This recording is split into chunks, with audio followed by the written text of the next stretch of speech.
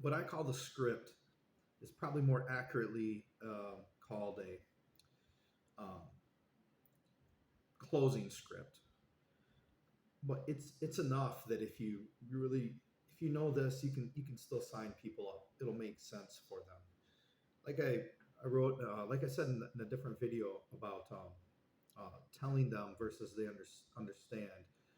Um, when through just a lot of interacting with customers, and I would interact with a customer, they wouldn't sign up, and I would think about like, okay, what was it? What did I need to do differently? What did I say that I shouldn't have said? What did I not say that I should have said? And a lot of times I would put myself into this position by the customer, when I'm explaining that someone needs to come to the home. Customer is basically saying, why should I have someone come to my home? The information you're telling me that they're going to get, I can answer right here. So I kept getting that, and just I knew when I first started this job that I personally work better with a script, because that's how selling things goes. That you're going to hear a lot of the same things over and over, and when you have something pre-thought of that, you know how you're going to answer it, it makes life easier. So you don't got to think on the spot of how to answer it. You can be answering it on in a rehearsed, without using brain power, right? And then you can use your brain power for dealing with this particular person. So that to me is one of the powers, not the only real benefit of using the script. But let's break down the script, right? Sentence by sentence, and we'll end it with just the closing question. So sentence number one of of the script explains what you do as a job, and what it is. So what I do is I set up an appointment for an advisor to come to your home. And that's what we do as an LG. This is totally transparent. We are being 100% transparent with the customer. This is what we do. We set up an appointment. What's that appointment for? It's for an advisor to come to your home. They probably already know by this point when you're saying this. They probably already know it's air conditioning, right? The other thing that's important about this is you wanna establish this frame of reference. So later on, if you need to overcome an objection, you can say, "Sir, as I mentioned, I set up the appointment. The advisor does that." Right? So that is the another benefit that that first sentence gives you. So what I do is I set up an appointment for an advisor to meet you at your home. Almost everybody in this situation is going to on some level in their mind think, why is someone coming to my home? When I come to Costco, I come here, I bring home the ice cream, nobody comes to my house. When I go to Home Depot, I bring home the nails, nobody comes to my house. Why are you going to come to my house? And in fact, you might even wonder the same thing. If I said, okay, you're a new LG, we're going to do some training. What's your address? I'm going to show up at your house and we're going to train there. Like, why? Why are you coming to my house? Right? So our house is our safe place. It's where we go to, be safe, and we only want certain people there. That's just how it is. So our second sentence in the script is going to answer why the person is coming to their home in a way that they realize that they can't give you this information in the store. This is what I was talking about. I kept getting stuck with this. Why is someone coming to my home? Because blah, blah, blah, blah. And they'd say, yeah, well, here's the answer. Right? So sentence one, what I do is set up an appointment for an advisor to meet you at your home. They look at how the house is constructed, how the sun hits the home, and how the heat transfers throughout the house. Those three things, how the house is constructed, how the sun hits the home, and how the heat transfers through the home, pretty much no one can accurately answer all that standing in the store right there in the moment. I've seen a couple people try, and it's almost like it just falls out of their mouth dead, and both of us just realize, like, yeah, you can't really do it. No, don't get yourself into a trap.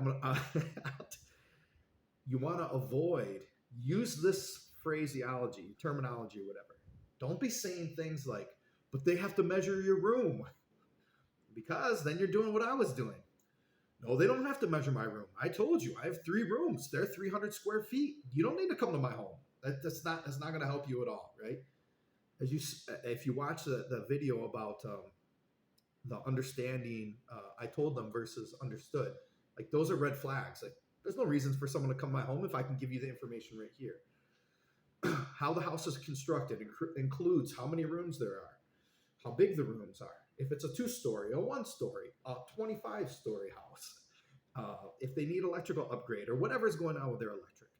Is it a single wall? Is it a double wall? Does it have jealousy windows? Does it have big windows? Where the sun hits the house in relationship to how it's constructed, how the heat transfers through it, right? It includes all that stuff. So that first sentence, what I do is set up an appointment for an advisor to meet you at the home. Oh, what are they going to do at my house? Why do they come to my house? They're going to look at how the house is constructed, see how the sun hits the house, how the heat transfers through the home. And then what's going to happen? Then you're going to work with the advisor to customize a solution for your situation. And that is what happens. If they just want to do one room, we do one room. We don't go there and say like, oh, we only do the whole house. If you don't want the whole house done, we're out of here. They want one room, they want one room. They want 2 rooms, they want 2 rooms. They want all the rooms, they want all the rooms. There's probably, depending on how it's constructed and a variety of things, there's probably an optimal way to have it set up. Maybe they don't want the optimal way. Maybe they say like, you know what, I want it here. Why can't you put it here? Oh, you can put it here, but this is going to happen. Okay, well, I'm willing to get that. The other thing about this third sentence is that, let's say that we were selling this Bluetooth. We're going to meet people at their home, show them the features and benefits of this Bluetooth, and sell it to them. This Bluetooth right here, this is not customized. There's no customization, nothing. I paid whatever I paid for it. So let's say $40. So we go to someone's home, we show it to them, we tell them the price is $40. We try to close it. That is not what we do, right? And we want to have the customer feel more like, let's say you got to go to court. You interview all these different attorneys. You choose one. That attorney is now your teammate. That attorney is working with you to help you get the ideal situation of you winning the lawsuit, right? That's the vibe. That's what we want to communicate with the customer through this sentence, right? You don't have to go into a lot of detail with it, but we do more, since we're doing customization, it's more like team effort based on what the homeowner wants and needs versus this one size fits all Bluetooth, right? And it does get customized to the home. And so from there, right, after I've said those 3 things, explaining what my job is and what my job is in this company and what we do, because as a company, that is what we do. So at this point, wouldn't it just make sense if I did my job? I mean, if you went into McDonald's and let's say you go there you happen to be there and somebody walks in that had amnesia and they forgot everything about life. They walk into McDonald's and they're looking around and they go up to the person behind the counter and they say, what's going on here? And I happen to be working there. So I'm gonna let him know what I do at McDonald's. Hey, how's it going? Welcome to McDonald's. We are a fast food restaurant. So see that sign over there, that menu? You pick what it is that you would like to eat. You let me know what that is. I'm gonna type it up right here on my thing, and it gives me a price. You pay that money, and then it sends a message back to the cooks. They're gonna make it, and right over there at that table over there, they're gonna call your name when your food is ready, and you're gonna go eat it. What would you like to eat, sir?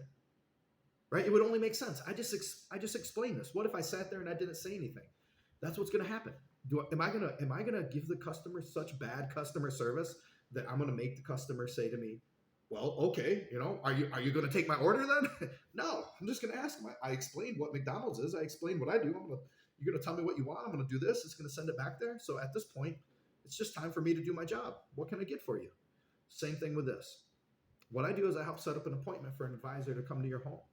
They're going to look at how the house is constructed, see how the sun hits the home, how the heat transfers through the home, and then you're going to work with the advisor to customize a solution for your situation. I will get that set up for you. What's your last name? I'm picking up the clipboard. I'm picking up the clipboard while I'm saying I will get that set up for you. This part is really important. While I'm picking up that clipboard and I'm saying I will get that set up for you, and at that point, some people are just going to be like, no, no, no, no. They're going to start walking away. That's totally okay. That's 100% fine. You effectively communicated what it is that you do, and that person, for whatever reason, they're not ready at the moment. So instead of wasting your time, instead of wasting their time, that's perfect, because this person obviously is not ready to buy AC right now. So we don't want them to sign up anyways and be wasting everyone's time, right? So the other another thing that can happen is that they just give you their information. I'll get that set up for you. What's your last name? Smith. Okay. And your first name? Right? Just that easy. They give you their information. The third thing that could happen is they don't walk away, but they don't give you your information. They either stand there, they don't say anything, or they start asking questions, or they might say, well, I'm not ready, but they're not leaving. Then you go into the fourth thing you have control of, overcoming objections, which is a topic for a different video. The one last point on this is that when you pick up the clipboard and you say, I will get that set up for you, your eyes need to be, and when you say, what's your last name? Your eyes need to be looking down at the clipboard. You don't do this. What's your last name? For example, if you were to go on the DMV and the DMV lady was writing your name on a list and was going to call your name, is she going to be looking down at the paper when she goes, last name? Is she going to be looking down at the paper, or is she going to be looking at in your eyes? Last name? She's going to be looking down at the paper. The reason why is she doesn't care whether you're going to do it or not. If you want your license, you're going to give her your last name. Anything else, you don't get the license. And so with this, looking someone in the eyes puts a certain amount of pressure on it, because and it's natural for you to do it. It's not bad pressure per se, but it's natural for you to look at them in the eyes, because you're looking for confirmation. You want to find out if they want to do it or not. But to give the highest customer service, to give the best customer service you could possibly give to someone, we need to consider the people that have a difficult time making decisions, and the people that are very sensitive to pressure. They like any pressure they get, they're like, no, I got to think about it. Make it easy for those people. Make their life easy. Hardly anyone else does, right? So be the one person that's going to make their life easy. Don't look at the customer in the eyes. Look at the customer in the paper. I'll get that set up for you. What's your last name? See if they're going to give it to you.